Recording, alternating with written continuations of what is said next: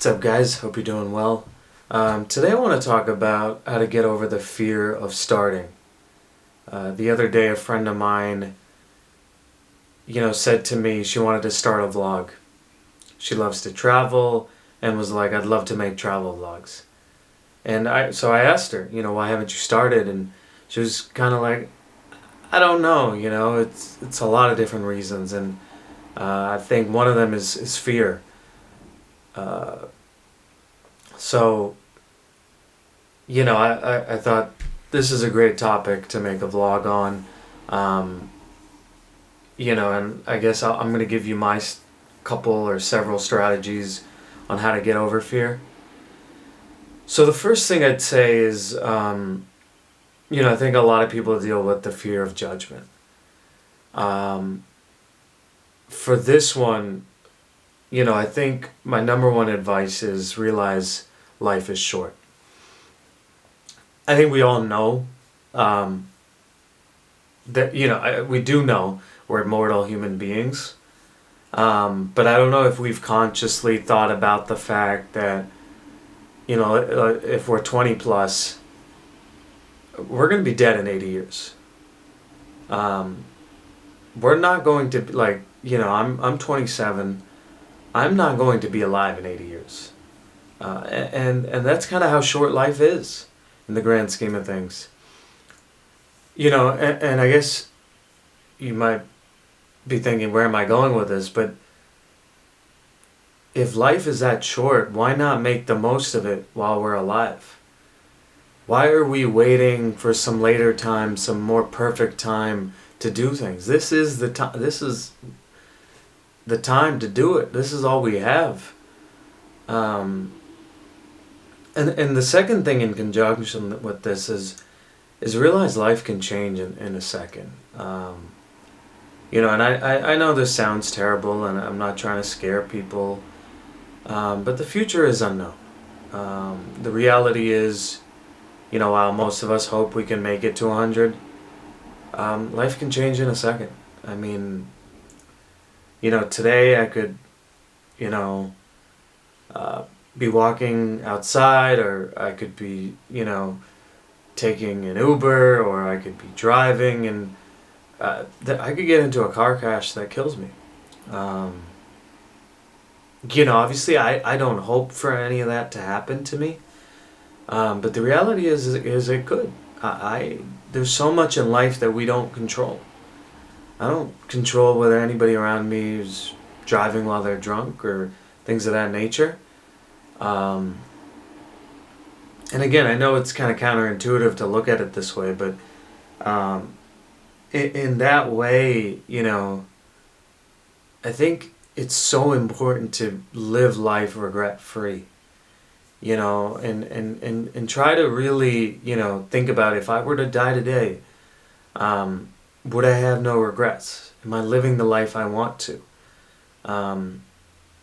And for me, I can honestly say, if I died today, and again, I don't want to die today, but I am living the life I want to, and I'm doing everything that I want to be.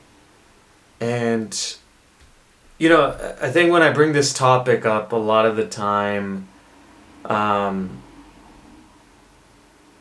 people say they're, in med school, and they're like, well, no, if it was my last day, I wouldn't be at med school, I'd be at a beach. I don't think that's the way to look at it. I think it's am I living the life that I want to, thinking that I'll live until I'm 100? That's the way I live. Obviously, if you knew you were going to die tonight, you might not go to your med school class or whatnot, but it's an interesting dichotomy. It's in conjunction with thinking that I'm going to live 100 years. Am I living regret-free and presently? And whether you can, reflect and say that you are about yourself. And, for me, I think these two pieces of advice are really good for people who are afraid of judgment, but you guys let me know. For me, these have really worked out well to really not worry about what people think about me, because again, it's all going to be over in 80 years, and I don't want their judgment really isn't going to matter to me. I know as human beings we love approval and things like that, but that kind of contextualizes it for me. I think the second thing that people deal with is the fear of failure. And so here's what I would think about if that's you. What is the worst case scenario? Let's take my friend. Maybe she does the vlog for 2 years and decides to stop it because she never makes it big. Okay, so now what? Maybe some people think you're a failure. Maybe you invested, some amount of time into an endeavor that you didn't do long term. Okay. I mean, I guess, especially with people thinking you're a failure, why do you care? Right? Like, everybody has failures. Let's take Michael Jordan. I mean, I think it was year 7 or 8 that he won his first championship. NBA championship. For 6 years, he failed. And he's considered the greatest basketball player of all time. I think also, like, just in general, I mean, obviously that's an example. Name me one successful person who found their success off of merit. It wasn't gifted to them. Who didn't fail in life at some point. I don't think you'll find one. I don't think there's a single individual in the world that has a perfect record. And I think beyond that,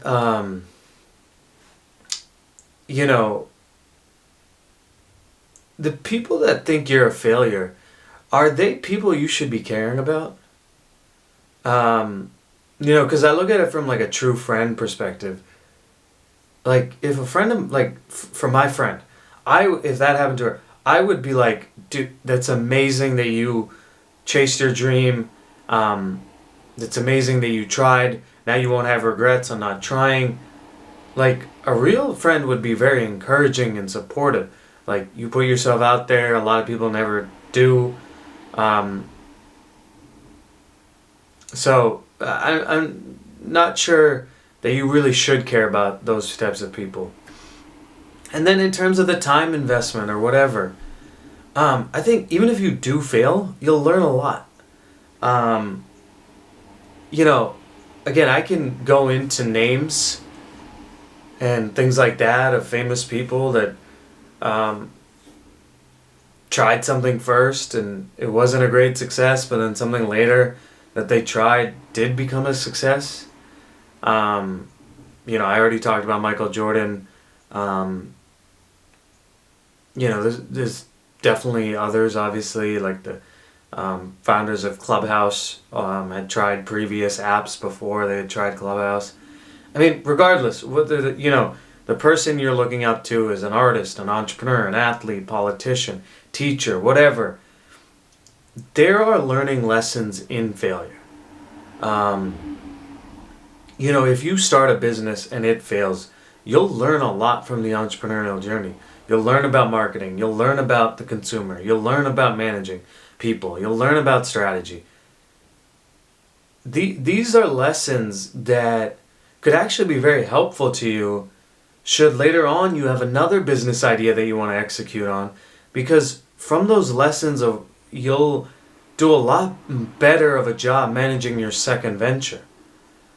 And then another thing, I guess looking personally, and I have to shout out my friend Akash Garg for this perspective, because, we talked about this one time. Depending on what you define as success, there might not even be failure. I talked to him about, the Grateful Living platform that I'm doing, and, putting on pressure on myself and He said, man, like, take a step back. You know, what are you defining as success? And I said, oh, well, I think success for Grateful Living is really just impacting people positively and things of that nature. And he's like, well, you're doing that. You know? Whether it's 20 people watching a video or it's 100, you're impacting those people.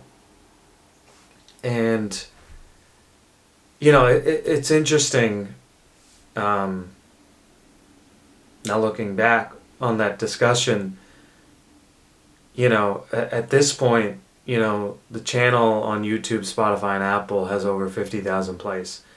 My Instagram has over 200,000 plays. And again, obviously none of this is done for the numbers, but, as I talked to Akash, one of my goals was to help people on their journey. And I'm doing that in the best way that I can in terms of spreading life advice content, increasing mental health awareness, spreading positivity. Obviously, I'd love to be a full-time content creator or podcaster, of course. But no matter what, even if I stop tomorrow, I know I'm living in the purpose of what I'm trying to accomplish. And that's a beautiful thing. And, I think, so in that case, also now this is coming to me, I didn't write this down, but just define what success looks like for you. And if success is not, becoming, the number one podcaster in the world, and it's more just help whoever I can help, then yeah, you'll be successful in your travel vlog or whatever you do. And I think the third thing I would say is, have you ever considered the successful outcomes? I think so often the human brain and, evolutionarily we're wired to think negatively and things like that, but it's important to think about some of the positive outcomes too. When you're considering a new venture or starting something, you never think about that, do you? What success could be. Even for my friend, I said, like, what if maybe you don't become the number one travel vlogger, but maybe you become someone that has 10,000 followers, and, when you, go on vacation maybe 3 times a year or whatever, or you go on 3 trips a year or whatever, you can reach out to hotels, and because of your following, of getting, let's say 1,000 views a video, the hotel is like, yeah, we'll give you 3 nights stay for a year if you include us in your vlog. I mean, how amazing would that be? And she said to me, I'd love that. I mean, obviously that'd be amazing. That'd be perfect. I'd love free trips. So again, I think it's important to define what success is. And I think also think about, there are opportunities that you might not even know exist. Like,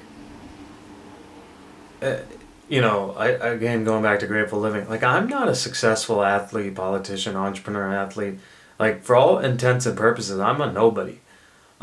Yet 2 years later, I've developed relationships with individuals. And again, this is, I never look at people this way, but for those that are looking at it as a success or not success, I've had a former NFL quarterback, Brady Quinn. I've had a CEO of a company doing over $150 million in revenue, Hint Water, Kara Golden. I've had a former NBA player, Craig Smith. I can go on and on about, people that I've had on my podcast, and you can look at the list. If that's the way you're looking at it, like, who would have ever thought I'd develop relationships with these types of people? And again, I'm not saying that you should be looking at it this way. I've enjoyed my conversations with everybody that I've had, whether it's someone that's famous or they're not as famous, For me, it's about life advice and sharing perspectives from different walks of life. I didn't start to meet famous people. It was really, I want to increase mental health awareness and life advice content, based off of the fact of losing a friend to suicide. Um, and so I guess what I'm trying to say is you can use my platform as an inspiration in terms of you never know what can happen. Um, you know, there are skills I've developed in terms of producing a content, producing marketing materials like that. Like, I could be a podcast editor for someone that needs it. I could be a social media content creator because I've literally posted content every day. Like, there are opportunities that I could get based off what I've done. Um, and then again, obviously the relationships with the guests. Met 107 people that I probably otherwise wouldn't have been connected to. So I think also in I guess the point of this whole point is the positive. Don't lose out on the opportunity of starting. Um, and then finally, I think if you're dealing with the fear of scariness of putting yourself out there, I just want to say, like, I totally understand it. It is scary, to put yourself out there. What I would say is that relationship with that insecurity gets better over time. For example, when I started doing videos of myself, I knew I wasn't a good public speaker. And even now, I don't think I'm amazing, but you get better with practice and you get better over time. You can look at my first Grateful Living interview and you can look at my last one. It's night and day in terms of command, speaking ability, preparation, questioning ability, the number of times I say or my life is living proof that you can become a better public speaker through practice. I think don't let that stop you. I have a lot better of a presence in video than I did when I started 2 years ago. But yeah, I think those are my pieces of advice in terms of, scariness, in terms of fear of failure, and in terms of judgment. Let me know what you guys think. Feel free to comment below if this helped. I really hope it helps. I hope it encourages you to start. Or if you have any further questions or thoughts or specific questions, let me know. Thanks, guys.